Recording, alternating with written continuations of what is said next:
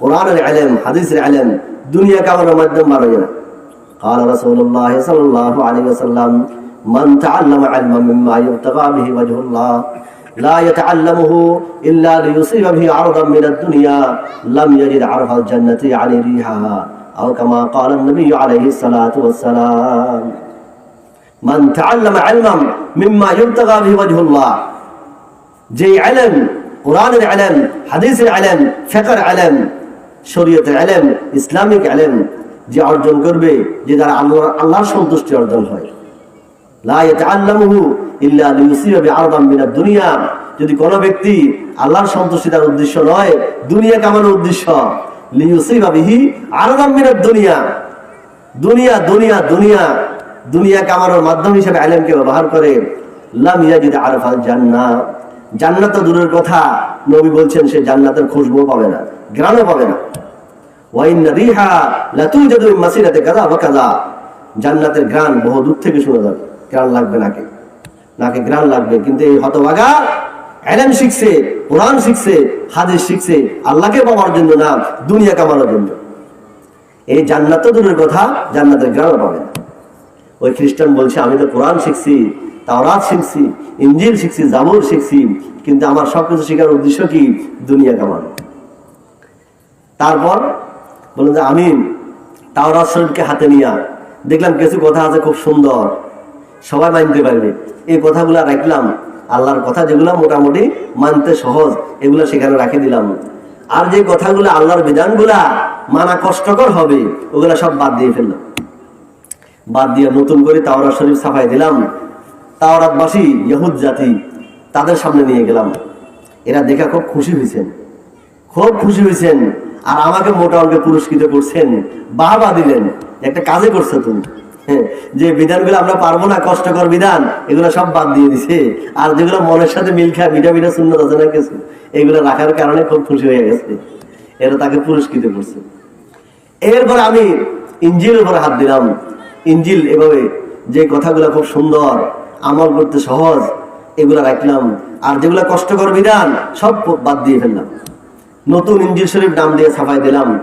খ্রিস্টান জাতি ইনজিল পাইয়া খুব খুশি হয়েছে, আমাকে ডাকে তারা পুরস্কৃত করছে, মোটা অঙ্কে আমি হাদিয়া পাইলাম। দীর্ঘদিন আমি এটাতে চলছি। এভাবে করতে করতে শেষ আমি এই কোরআন উপরে হাত দিলাম। এই কোরআন হাত দিয়া এখানে দেখা যায় কিছু বিধান আছে একটু কষ্টকর। মহিলাদের পর্দার বিধানের কথা ওয়াজ করলে মহিলা নারাজ হয়ে যায়, সুদ ঘুষের কথা বললে অনেক ভদ্রলোকেরা নারাজ হয়ে যায়, পেরেশান হয়ে যায়, জুমার খতিবের সাথে নারাজ হয়ে যায়। আপনি কি আর ওয়াজ পান না? খালি সুদের ওয়াজ আর ঘুষের ওয়াজ পান, আর মহিলাদের পর্দার ওয়াজ পান, আর কোনো ওয়াজ নাই? বুঝে গেলে এখন তাদের কাছে তেমন একটা সুবিধা লাগে না। মিডা মিডা যেগুলা ভালো ভালো এদের কাছে শুনতে ভালো লাগে, রুচিসম্মত হয়, এগুলা বললে হুজুর ঠিক, আর নইলে হুজুর বেঠিক। আল্লাহ, এই লোক খ্রিস্টান এই কোরআন উপর হাত দিয়া যে বিধানগুলো একটু কষ্টকর, এগুলো সব বাদ দিয়ে ফেলছে, আর যেগুলো সহজ সুন্দর সবাই মানতে পারে, এগুলা সে রেখা কোরআনে মজিদ নাম দিয়ে নতুন করে নতুন কোরআন ছাপাই দিলেন। সুন্দর কভারিং, সুন্দর ঢাল মুসলমানদের সমাজে নিয়ে গেছেন। তাফসীর কুতুবে বলে ঘটনা লিখছেন, বিস্তারিত ঘটনা। মুসলমানরা এই কোরআন পাইয়া তাকে বসাই পাশের হেফজখানা থেকে বাচ্চাদেরকে ডাকা শুরু করছেন। হেফজখানা ছোট বাচ্চাগুলো আসছে, বললে তোমরা কোরআন শরীফ পড়ো। এই বাচ্চা সিনার কোরআন, আর তার হাতের লিখিত কোরআন মিল নেই। বাল হুয়া কোরআনুন মাজিদ ফি লাওহিম মাহফুজ, এক কপি কোথায় আছে? লৌহে মাহফুজে আছে। আর লক্ষ লক্ষ মুসলমানের সিনার ভিতরে আল্লাহ কোরআনকে সংরক্ষণ রাখে দিয়েছে। এখন বাচ্চারা তেলাওয়াত শুরু করছে, দেখা যায় তার লিখিত কোরআনের সাথে মিল নাই, সবাই গিরি ফেলছেন। এই নালায়েক আহমদ এই কাজ কেন করলি? আল্লাহর কোরআনের সাথে, লৌহে মাহফুজের কোরআনের সাথে, মাসুম বাচ্চাদের সিনার কোরআনের সাথে তোর কোরআন তো মিল নাই, এই 2 নম্বরে কেন করলি? সব গিরি ফেলছে। এই যখন ধরা খেয়ে গেছে, বলছেন যে আমি এই কাজটা যে করছি আমার উদ্দেশ্য ভালো, আমি পরীক্ষা করার জন্য করছি যে বাস্তব তাওরাত ইনজিল, জাবুর আসমানি কিতাব ছিল বটে, বর্তমান আল্লাহ পাক এটা মনসুখ করে দিয়েছেন, রহিত করে দিয়েছেন। এটা আর চলবে না, একমাত্র কোরআন চলবে। এটা প্রমাণ করার জন্য আমি এটার উপরে হাত দিলাম। এখন আমি নিশ্চিত হয়ে গেছি যে কোরআন কিয়ামত পর্যন্ত থাকবে। তাওরাতও থাকবে না, ইনজিলও থাকবে না, জাবুরও থাকবে না। এগুলোকে মানা যাবে না। মানতে হলে একমাত্র কোরআনকেই মানতে হবে, আর এই কোরআন পরিবর্তন করা যাবে না। ইন্না নাহনু নাযালনা যিকরা ওয়া ইন্না লাহু লাহাফিজুন। আল্লাহ যে বলেছেন নিশ্চয় কোরআন আমি নাযিল করছি, কিয়ামত পর্যন্ত এটা সংরক্ষণের দায়িত্ব আমি আল্লাহ নিজ হাতে নিয়ে নিছি। এই আয়াত সঠিক কিনা এটা যাচাই করার জন্য আমি কাজটা করছি। এখন যখন সঠিক প্রমাণ হয়ে গেছে, তা আমাকে তোমরা মুসলমান বানাইলো, লা ইলাহা ইল্লাল্লাহ মুহাম্মাদুর রাসূলুল্লাহ। আমার বলার উদ্দেশ্য ঘটনা বলা না। এই হেফজখানা যদি না থাকে, এই মাদ্রাসাগুলো যদি না থাকে, তাহলে কোরআন যদি আপনাদের সামনে এরকম পেশ করে ধরার কোনো উপায় আছে? তার আগে চক্রান্ত বাজরা এখন নাই, সেই যুগে ছিল, এই যুগেও আছে, ভবিষ্যতেও থাকবে। আফসোসার পরিতাপ মুসলমান এই কোরআনের শিক্ষার গুরুত্ব বুঝে না। ও ভাই, ডাক্তার যদি প্রয়োজন হয় সমাজে, ইঞ্জিনিয়ার প্রয়োজন হয়, প্রফেসর প্রয়োজন হয়, কি আলেম বিজ্ঞ আলেম আর হাফেজের প্রয়োজন নেই? কত বেশি প্রয়োজন। যাই দেখেন, সরকারের লোকরা বলতে পদ একটা খালি হয় 70,000 80,000 দরখাস্ত পড়ে। তাহলে সেখানে ভরে ভরে তৈরি হয়ে গেছে, এত বেশি হয়ে গেছে, পদ শূন্য হয় একটা, আর দরখাস্ত 70,000। আর আমাদের লাইনে আমরা খুঁজি পাই না একজন বিজ্ঞ আলেম তালাশ করি পাওয়া, ভালো একজন হাফেজ তালাশ কঠিন। 2 নম্বর, এই চক্ষু কে দান করলো বলেন? আল্লাহ। এই ব্রেন কে দান করলো? আল্লাহ। 2 হাত কে দান করলো? আল্লাহ। 2 পা কে দান করলো? আল্লাহ। ওয়া ইন তাউদ্দু নি'মাতাল্লাহি লা তুহসুহা। আল্লাহ বলে এতগুলো নিয়ামত তোকে আমি দিলাম, তুই গোনা শুরু কর, তোর জিন্দেগি শেষ হয়ে যাবে, আমার নিয়ামত গুণ শেষ করতে পারবি না। আমার দেওয়া চক্ষু, আমার দেওয়া ব্রেন, আমার দেওয়া হাত, আমার দেওয়া পা, কত বই তুই পড়লি, কত ডিগ্রি অর্জন করলি, কত রাত ঘুম মারলি, কত পরীক্ষা দিলি, আমার কোরআন কেন পারস না, আমার কোরআন কেন দেখস না, আমার কোরআন কেন বুঝস না? বল, কোন উত্তর আছে কি আমাদের মজানে? কিন্তু আমি মাত্র একটা কিতাব নাযিল করলাম। আসমানি কিতাব কয়টা আমাদের সামনে? একটাই তো, একটা মাত্র কিতাব। আমি খালেকের পক্ষ থেকে, আর সবগুলো মখলুকের পক্ষ থেকে। তুই মখলুকের গুলো পড়লি, আমি খালেকেরটা কেন পড়লি? আফসোস, কিয়ামতের দিবসে আফসোস করতে লাভ হবে না। সব বই পুস্তকের মধ্যে শুরুতেই লেখা ভুল ত্রুটির উদ্দে নয়, ভুল থাকতে পারে, যত বড় রাইটার হোক না কেন সেখানে ভুল থাকবে, মানুষ হিসেবে ভুল হবে। কিন্তু একটা মাত্র কিতাব, যালিকাল কিতাব লা রাইবা ফিহি হুদাল লিল মুত্তাকিন। এই কিতাব লা রাইবা ফিহি, সন্দেহের কোনো অবকাশ নাই, সন্দেহের কোনো অবকাশ নাই। প্রথম চ্যালেঞ্জ, ইন কুনতুম ফি রাইবিন মিম্মা নাযালনা আলা আবদিনা ফাতু বিসূরাতিন মিসলি ওয়া দুউ শুহাদাকুম মিন দুনিল্লাহ। আল্লাহ চ্যালেঞ্জ দিয়েছেন, দেখো তোমরা পারো না, দেখো তোমরা তোমাদের বন্ধু বান্ধব সবাইকে নিয়ে আসো, আল্লাহ ছাড়া নবীকে তোমাদের সাথে নাও, সাই পারো না, পারবা না। বাল হুয়া কুরআনুম মাজিদ ফি লাওহিন মাহফুজ। কোরআন শিখার ব্যাপারে আমি প্রথম কথা বলছিলাম, আলোচ্য বিষয় দুইটা, একটা হচ্ছে কোরআন শিখার বিষয়, আর একটা মহিলাদের বিষয়। কোরআন শিখার ব্যাপারে ও মা বোনেরা, আপনার এই মাসুম বাচ্চা আপনার ডাক্তার বানান, ইঞ্জিনিয়ার বানান, প্রফেসর বানান, সবকিছু আমাদের মুসলিম সমাজের প্রয়োজন আছে। ডাক্তারের প্রয়োজন আছে, নাহলে আমি কার কাছে যাব চিকিৎসার জন্য? ইঞ্জিনিয়ার প্রয়োজন আছে, নাহলে মাদ্রাসা মসজিদ ড্রয়িং করার জন্য কার কাছে আমরা যাব? প্রফেসর ডাক্তার মাস্টার দরকার আছে, কিন্তু একজন হাফেজ আলেমেরও তো দরকার আছে। আপনি ডাক্তার বানান, ইঞ্জিনিয়ার বানান, প্রফেসর বানান, কিন্তু আগে মুসলমান হিসাবে ফরজ ওয়াজিবগুলো আপনি শিখান না, আল্লাহর কোরআনটা সহি শুদ্ধ করে শিখান না। কত ডাক্তার এখন কাঁদতেছে, কাঁদতেছে, চোখে পানি ঝরতেছে, হুজুর জিন্দেগিতে ভুল একটাই করছি, এত ডিগ্রি অর্জন করলাম, এত কিছু পড়লাম, এত কিছু শিখলাম, কিন্তু আল্লাহর কোরআনটা শিখলাম না। এই ভুলের তো আর মাসুল নেই। এখন আমরা ভুল করতেছি। কমপক্ষে রিডিংটা শিখান, বাচ্চাগুলোকে সহি শুদ্ধ করি, আল্লাহর কোরআনের রিডিংটা শিখো। সে কমপক্ষে পুরো জিন্দেগি আর আফসোস করে আমার আম্মা আমার আব্বা আগে আমাকে কোরআন শিখাইছেন, কোরআন সহি শুদ্ধ করে পড়তে পারি। আল্লাহ আমাদের মা বোনদেরকে তৌফিক দান করেন, নিয়ত করতে থাকেন যে আমার বাচ্চাকে আমি আগে কোরআন শিখাবো, সহি শুদ্ধ করে কোরআন শিখানোর পরে তারপরে সে ডাক্তার হোক, ইঞ্জিনিয়ার, আপত্তি নেই। আমার বারবার ঘটনা বলি, আবু ইউসুফ রহমতুল্লাহ ঘটনা। এতিম ছিল, নিরীহ ছিল, মা ভবিষ্যৎ কিভাবে খাবে, কিভাবে চলবে, এই ভয় মাদ্রাসা দিতে রাজি ছিল না। দিছে দুফির কাজ শেখার জন্য। এই এতিম ছেলে আবু ইউসুফ দুফির কাজ সেখানে না যাইয়া পাশে ইমামে আজম আবু হানিফা রাহমাতুল্লাহ আল্লাহর কোরআন শিখায়, সেখানে চলে গেলেন। মা খবর পেয়ে আসি পর্দা আড়াল থেকে ওস্তাদকে জিজ্ঞাসা করলেন, এ বাচ্চা এতিম, তার কোনো বাপ নাই, পিতা নাই, সে ভবিষ্যৎ কিভাবে খাবে, এই জন্য আমি তাকে কাজ শেখার জন্য দিলাম, আপনি কেন কোরআন শিখাচ্ছেন, কাজ থেকে নিয়ে আসলেন? ইমামে আজম আবু হানিফা বাচ্চার চেহারার দিকে তাকায় বললেন, মা, এই ছেলের খাওয়ার ব্যাপারে আপনি চিন্তা করেন না, আমি দেখতেছি এই বাচ্চা ভবিষ্যতে আলেম হইয়া তখনকার যুগের বাদশাদের যে খানা ফেস্তা বাদামের ফালু দেখাবে।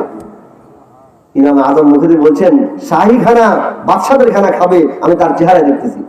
মা খুশি হয়ে গেছেন, যদি খানার কষ্ট না পায় তা আমার বাচ্চাকে কোরআন শিখান, আপত্তি নাই, মহিলা মানুষ। আমাদের যুগে অনেকে শুধু খাওয়ার ভয়, ছেলে একজন বিদেশ থাকে, একজন ইটালি থাকে, একজন আফ্রিকা থাকে, সে ভবন করবে, টাউনে থাকবে, গাড়ি বাড়ি নিয়ে চলবে, একে কোরআন শিখালে বাচ্চা তো নিরীহ পড়ে থাকবে, কেন কষ্ট পাবে না? ওমাইয়া তাওয়াক্কাল আলাল্লাহ ফাহুয়া হাসবুহু। আল্লাহ বলেন যে দুনিয়া কামাই করে সে সুখে থাকবে, আর আমার কোরআন শিখি সে কষ্ট পাবে, অসম্ভব। আমি আল্লাহ তার জন্য যথেষ্ট। ফাহুয়া হাসবুহু ইয়ারযুকহু মিন হাইসু লা ইয়াহতাসিব। এই বাচ্চাকে কই থেকে খাওয়াবো, কিভাবে খাওয়াবো, তোমার আব্বা আমার বুঝে আসবে না। এটা আমার আল্লাহ হাতে বরাদ্দ আছে। এটা কোরআন আয়াত না? কোরআন আয়াতের বিশ্বাস রাখা দরকার। ইমাম আজম আবু হানিফা বলছেন, আমি দেখছি এতিম ছেলে ভবিষ্যৎ কোরআন শিখার পরে সে খানায় কষ্ট পাবে না, সে বাদশাদের খানা খাবে। মা বললেন, ঠিক আছে পড়ান। লম্বা ঘটনা, এমন পড়াইছেন, এই বাদশাহ হারুনের রশিদের কথা বললাম, ওনার যুগে চিফ জাস্টিস, প্রধান বিচারক কি হবে, তালাশ করার পরে পাওয়া গেছে এই নামে আবু ইউসুফ যিনি এতিম ছিল তাকে পাইছেন যে প্রধান বিচারপতি হওয়ার উপযুক্ত, তাকে পদ দিয়ে দিলেন, প্রধান বিচারপতি বানাইলেন। শাহী দরবারে ওই পেস্তা বাদামের ফালুদা নাস্তা আসছে, তখন ওস্তাদের মুখে শুনছি ইমাম আজম আবু ইউসুফ রাহমাতুল্লাহ আলাইহি আকাশের দিকে তাকাই হাসি দিচ্ছেন, এরপরে চোখে পানি ছাড়ি দিয়ে কান্না শুরু করছেন। সবাই জিজ্ঞেস করছেন, কি হলো ঘটনা? একবার কাঁদলেন, আবার হাসলেন কেন? বললো যে আমার মা আমাকে কোরআন শিখাতে রাজি ছিল না, মাদ্রাসায় পড়াতে রাজি ছিল না, খাওয়ার ভয়, ভবিষ্যৎ কিভাবে খাবো। কিন্তু আমার ওস্তাদ আমাকে বলছেন এটা শাহী খানা, বাদশাদের খানা খাবে, কোরআন শিখি কেউ খানায় কষ্ট পায় না। আজকে আমার ওস্তাদের কথা মোতাবেক চলার কারণে আল্লাহ পাক শাহী খানা আমার সামনে নিয়ে আসছেন, আল্লাহ শুকরিয়া আদায় করে হাসি দিলাম। কিন্তু মা আজকে দুনিয়াতে নেই, দুনিয়া থেকে চলে গেছেন। মার কথা মনে আছে, এই কারণে চোখে পানি চলে আসছে। মা আজকে দুনিয়াতে নেই। ও মা বোনেরা, এই মাদ্রাসাগুলা অবহেলিত অবস্থায় আছে, অবহেলিত অবস্থায়। কেন? আপনার বাচ্চা কোরআন শিখাতে রাজি না, আপনি কি ভয়? খাওয়ার ভয়। ইনশাআল্লাহ খাওয়ার কষ্ট পাবে না, এই বাচ্চা খাওয়ার কষ্ট পাবে না, আল্লাহর কোরআন প্রমাণ ইনশাআল্লাহ। আর শিক্ষা খাওয়ার জন্য নয়, কথা দিলের মধ্যে বসান, শিক্ষা খাওয়ার জন্য নয়। স্কুলের শিক্ষা হোক, দুনিয়ার শিক্ষা হোক, জাগতিক শিক্ষা হোক, শিক্ষা জাতির খেদমতে নিতে হবে, খাওয়ার উদ্দেশ্যে নয়। আর গরু খায়, ছাগলে খায়, বন্য পশুরা খায়, তাদের কি শিক্ষা দীক্ষা আছে বলেন? আল্লাহ খাওয়ায় না? 18,000 মখলুকাতকে আল্লাহ খাওয়ায়। কত বড় বড় শিক্ষিত লোক সাধারণ ঘরে থাকে আর একদম নামও লিখতে জানে না, এরা শিল্পপতিও বুঝে দিয়েছে, আসলে নাই কুড়িপতিও বুঝে দিয়েছে। খাওয়ার জন্য কিসের শিক্ষা? আমার ঘটনা মনে করছে, আর কিছুদিন আগে এক বড় সরকারি লোক আসছেন, আসি বলেন যে হুজুর কয় মাসে সরকার স্বীকৃতি দিচ্ছেন। তা আমি তখন গোয়েন্দা সংস্থার প্রধান ছিলাম, এক ডিপার্টমেন্টের প্রধান। আমাকে ডাকছেন স্যার, স্যার মানে প্রধানমন্ত্রী। আমাদের তোমার রিপোর্ট নয়, মানুষগুলো কি করে। আমি রিপোর্ট নেওয়ার পরে আরো অনেকেই ছিল, উনি সামনে বসা আমাদের মতামত জিজ্ঞেস করছেন। তা আমি আমার একটা প্রত্যক্ষ ঘটনা বললাম, নিজে রশিদিয়াতে আসি, ওই সরকারি লোক নিজে বলছেন। কি ঘটনা? আমি রিক্সা উঠছি, রিক্সা ওঠার পরে রিক্সাওয়ালা চাচাকে, চাচা আপনার ছেলেরা কয়জন? 3 জন। কি করে? 2 জন হাফেজ হয়ে গেছে কোরআনে কারিমে, 30 পারা কোরআনে হাফেজ, আরেকজন হাফেজ চলতেছে। আমি আশ্চর্য হয়ে গেলাম, এত বড় সরকারি অফিসার, আমার ছেলে হাফেজ বানাতে পারলাম না। একটা রিক্সাওয়ালা, তার ছেলে হাফেজ হয়ে গেছে। আল্লাহু আকবার, এটাকে আমার দিলে লাগছে। এরপর জিজ্ঞেস করলাম আপনার খরচ কত গেছে? কয় না, সামান্য তেলের পয়সা দিছি আমি, সামান্য তেলের পয়সা। মাদ্রাসাওয়ালারা মেহনত করে মানুষ থেকে নিয়ে পড়াই এদেরকে হাফেজ বানিয়েছেন। আল্লাহু আকবার। তো এই কথা আমার দিলে এত আঘাত করছে। একটা মুসলমানের ছেলে 30 পারা কোরআনে হাফেজ হয়ে গেল, আমাদের সরকার একটা মাস সেখানে খরচ হয় নাই। এটা কি দেশের নাগরিক ছিল না? স্কুলের ছেলে যে বাবার উপযুক্ত হয়, কোরআন শিখতে ওরা মাহরুম কেন হবে, বঞ্চিত কেন হবে? কোরআন কি সবাই নয়? আমি ম্যাডামের সামনে বললাম, স্যার এই কথা আমার দিলে লাগছে। এবং লক্ষ লক্ষ হাফেজ এই কয়েমসা তৈরি করে আমাদেরকে উপহার দিচ্ছে, এরা 30 পারা কোরআনের হাফেজ, কিন্তু আমরা 1 টাকাও সেখানে খরচ করিনি।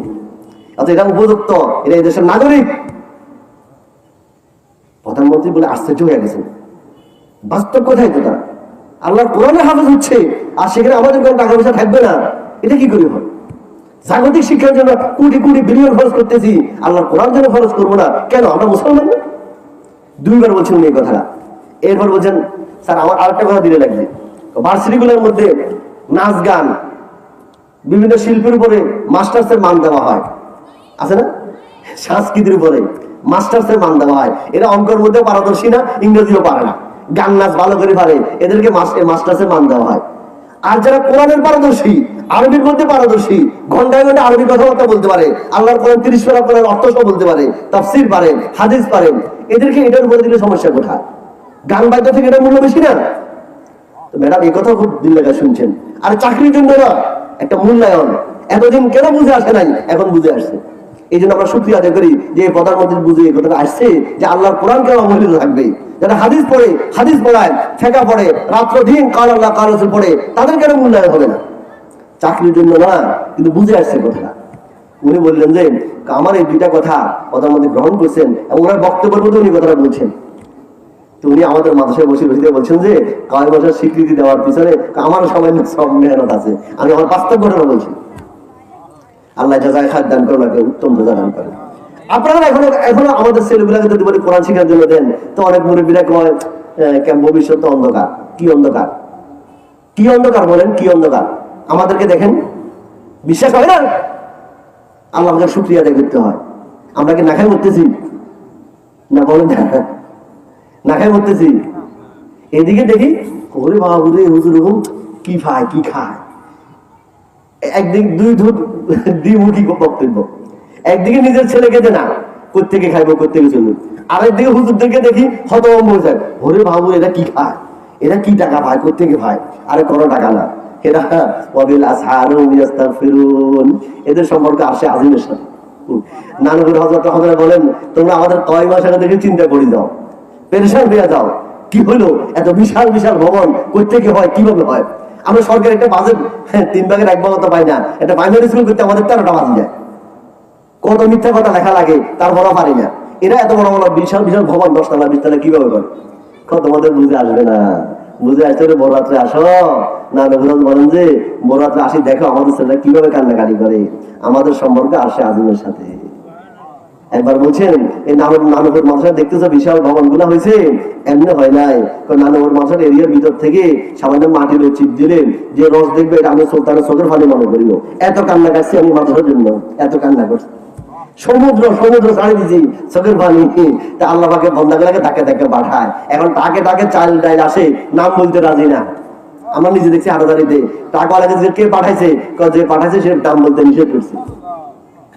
আমাদের মাদ্রাসা 200টা মাদ্রাসা ঘটে, একদিন একজনে 4 লাখ টাকা আনছে, সাধারণ ব্যাগ একটা করে, একজন দিচ্ছে নাম বলতে নিষেধ করছে। আর রশিদ তো কাটতে হবে, রশিদ আব্দুল্লাহ নামে কাটি ফেলান, তো রশিদ আব্দুল্লাহ নামে একটা কাটি ফেলাইছি, হে চলে গেছে সোজা। 1-2 ঘটনা আলহামদুলিল্লাহ অহরহ করতেছে। আল্লাহর বন্দারা চালায়, আল্লাহ তাকে তাকে পাঠায়। এখনো বুঝি খাবার চিন্তা, কয় মাদ্রাসা এখনো বুঝে আসে নাই। আমি ওই দিন আমাদের মাদ্রাসার হাফেজগুলোকে একসাথে করছি। আমি বারবার দিলি পড়ে এটা প্রায় 5000 ছাত্রের মধ্যে 4,500 মতো আলহামদুলিল্লাহ হাফেজ, পরিপূর্ণ কোরআনের হাফেজ। সবাইকে একসাথে বসাইছি। এই মুহূর্তে আমি পরীক্ষা নেবো আল্লাহ কোরআন থেকে 30 পারা কোরআন, যে কোনো জায়গা বললে পাইবা। কয়েকজন দাঁড়াই গেছেন, ওরা 40-50 জন, যে কোনো জায়গায় জিজ্ঞাসা করতে পারবো ইনশাআল্লাহ। আমি একটা ছোট বাচ্চা ডাকছি, বললাম বয়স কত? 14 বছর। যেখানে যেতে পারিবা পারবো ইনশাআল্লাহ। আমি পুরো কোরআন, বিশ্বাস করবেন আয়াত একটা বলার দেরি তুরুবের মতো চলে, বিদ্যুতের মতো। আমি কোথাও তাকে আটকাতে পারি নাই। আমি আশ্চর্য হয়ে গেলাম। আল্লাহু আকবার, বাল হুয়া কুরআনুম মাজিদ ফি লাওহিম মাহফুজ ইন্না নাহনু নাযালনা যিকরা ওয়া ইন্না লাহু লাহাফিজুন। আল্লাহ যে কোরআন হেফাজত করবেন, লক্ষ লক্ষ হাফেজের উসিলা আল্লাহ কোরআন হেফাজত করবেন। এই মাসুম বাচ্চার দিলের ভিতরে 30 পারা কোরআন এভাবে সংরক্ষণ আছে। আল্লাহু আকবার। তা আপনার ছেলেকে হাফেজ বানাতে মনে চায় না? প্রত্যেক খানদানে একটা নিয়োগ করেন না। ছেলে নাই, নাতি তো আছে, নাতির ব্যাপারে নিয়োগ করেন না। নাতনিগুলো ইদানিং মহিলা মানুষের বাইরে, মহিলা হাফজখানা আলহামদুলিল্লাহ। গত কিছু ঢাকা গেছি, ছোট্ট মেয়ে একটা আমরা বাসার মধ্যে হাফজা শেষ করে ফেলছেন। এই গত 2 সপ্তাহ আগে গেছে ঢাকা। বাসার মধ্যে একটা মহিলা হাফজা, ছোট বাচ্চা মেয়ে, নুরানি শেষ করছেন, বাসার মধ্যে হাফজা শেষ করে দিয়েছেন। এখন তো মহিলা মাদ্রাসাগুলো আলহামদুলিল্লাহ বাইরে হয়ে গেছে। আমাদের মুরব্বীদের খেদমত অনুরোধ, আমাদের কোরআনের শিক্ষার প্রতি আমরা অবহেলিত আর না হই। আমাদের বাচ্চাগুলো আমানত, এই আমানত আমাদের হাতে আল্লাহ পাক দিয়েছেন। কত বাপ কত কান্নাকাটি করছেন, জিন্দেগিতে বাপ হতে পারেন নাই, বিয়ে শাদী করছেন, ছেলে সন্তানের চোখ দেখেন নাই, আছে না এরকম? আল্লাহ আমাকে ছেলে দিচ্ছেন, মেয়ে দিচ্ছেন, এই আমানত আমি হক আদায় করি, কমপক্ষে নুরানি 3 বছর পড়াই, এরপর নিয়ত করি কমপক্ষে একজনের হাফেজ বানাবো, আলেম বানাবো। একজন হাফেজ যদি হয় তো কে আমাদের দিবসের 10 জনকে সে সুপারিশ করে জান্নাতে নিয়ে যাবে। আর যদি হক্কানি আলেম হয়, ইয়াতি ইয়াউমুল কিয়ামাতে আমিরান ওয়াহিদা উম্মাতান ওয়াহিদা, পুরা খানদানকে সে সুপারিশ করি বিনা হিসাবে জান্নাতে নিয়ে যাবে। নিয়ত করা 1 নম্বর কথা আমার শেষ। আমরা আমাদের ছেলেগুলো একটা নিয়ত করি, এখানে হেফজখানা আছে আলহামদুলিল্লাহ, নুরানিও আছে। প্রথমে নুরানি সবাইকে পড়াই, এরপরে একজনকে বাছাই করে যার মেধা ভালো তাকে হেফজখানা দিই। এরপর আল্লাহ তৌফিক ইনশাআল্লাহ আলেম বানাবো। একজন আলেম চাইতেছি ভিক্ষা আপনাদের কাছে, বাকিদেরকে আপনি ইঞ্জিনিয়ার বানান, ডাক্তার বানান, যা মনে হয় তা বানান, একজনকে একটি ভিক্ষা চাইতেছি আপনাদের কাছে। আমাদের মা বোন যারা শুনতেছেন, একসময় আমরা দুনিয়াতে থাকবো না, এই কথাগুলো আপনাদের অন্তরে থাকে যে একটা হইলেও কমপক্ষে প্রত্যেক পরিবারে একজন হাফেজে কোরআন তৈরি করে যান। আল্লাহ সবাইকে তৌফিক দান করেন, এটা নাজাতের ওসিলা হয়ে যাবে ইনশাআল্লাহ তাআলা। আর 2 নম্বর কথা ছিল পর্দার বিষয়। আজকে আর পর্দার বিষয় বলবো না, শুধু একটা হলো মোবাইলের বিষয়টা। এই মোবাইলের কারণে কত ভালো ভালো মেয়েদের ঘর থেকে বেরিয়ে চলে যাচ্ছে। বারবার বলি, দৈনিক আসতেছে, দৈনিক। একে অধীনে বলছি, এই 1 সপ্তাহ হুজুর দোয়া করেন, এটা খোঁজ খবর নেই, কোথায় চলে গেছে। 1 সপ্তাহ পরে খবর পাইছে উত্তরবঙ্গ, একেবারে যুক্তিতে থাকে একটা সাধারণ ছেলে, কৃষকদের ছেলে, বাস সাধারণ, কোনো কিছু নাই, চাকরিও রাকরিও নাই, শিক্ষাও নাই, ঘরও নাই, মোবাইলে সুন্দর কথাবার্তা শুনছে, মেয়েটা চলে গেছে। যেগুলো আমাদের সাথে ঘটতেছে, দৈনিক আসতেছে মানুষ। তাহলে আল্লাহর রাস্তা, আপনার মেয়ে রাত্রে আপনি ঘুমাচ্ছেন, আব্বা আম্মা ঘুমাচ্ছেন, মেয়েটার হাতে বড় মোবাইল আছে কিনা, ওই বড় মোবাইলে সে কার সাথে কথা বলে একটু খোঁজ খবর নেন। এই মেয়ে আর থাকবে না ঘরে, এই বিল্ডিং ঘর, এই সুন্দর দরজায় পর্দা কোনো কাজে আসবে না। যে কোনো মুহূর্তে এই মেয়ে হাতছাড়া হয়ে যেতে পারেন। সবাই না, কিন্তু হওয়ার আগে সবাই সতর্ক থাকা দরকার। হয়ে যাওয়ার পরে আফসোস করে কোনো লাভ হবে না। ছেলেগুলো দিকে লক্ষ্য রাখেন, সারা রাত উলঙ্গ ছবি, বিশ্রী গান্না, এত খারাপ ছবি কিভাবে দেখে আল্লাহ, কোনো বিবেক বরদাস্ত করতে পারে না। এত উলঙ্গ ছবি আপনার ছেলে দেখতেছে বসে বসে, চোখ তো লাল হয়ে যাচ্ছে। আব্বা হাজি সাহেব কি সুন্দর তাহাজ্জুদ করতেছে, আর ছেলে ভিতরে কামরায় এই উলঙ্গ ছবি দেখতেছে। আল্লাহ ছেলেকে বুঝান, আমার কলেজের টুকটা ছেলে, এই মোবাইল দেখেই চোখ নষ্ট করিও না, দিন নষ্ট হবে, মন নষ্ট হবে, শরীর নষ্ট হবে, সব ধ্বংস হয়ে যাবে। কত ছেলে যে রাস্তার ভিখারি হয়ে গেছে এই মোবাইলের পিছিয়ে ঘুরি। আল্লাহ সবাইকে হেফাজত করেন, আমাদের ছেলেগুলা, এই মেয়েগুলাকে আল্লাহ মেহেরবানি করে হেফাজত করেন, বিষাক্ত পরিবেশ থেকে, বিশেষ করে মোবাইল থেকে আল্লাহ হেফাজত করেন। ওয়া আখিরু দাওয়ানা আলহামদুলিল্লাহি রাব্বিল আলামিন।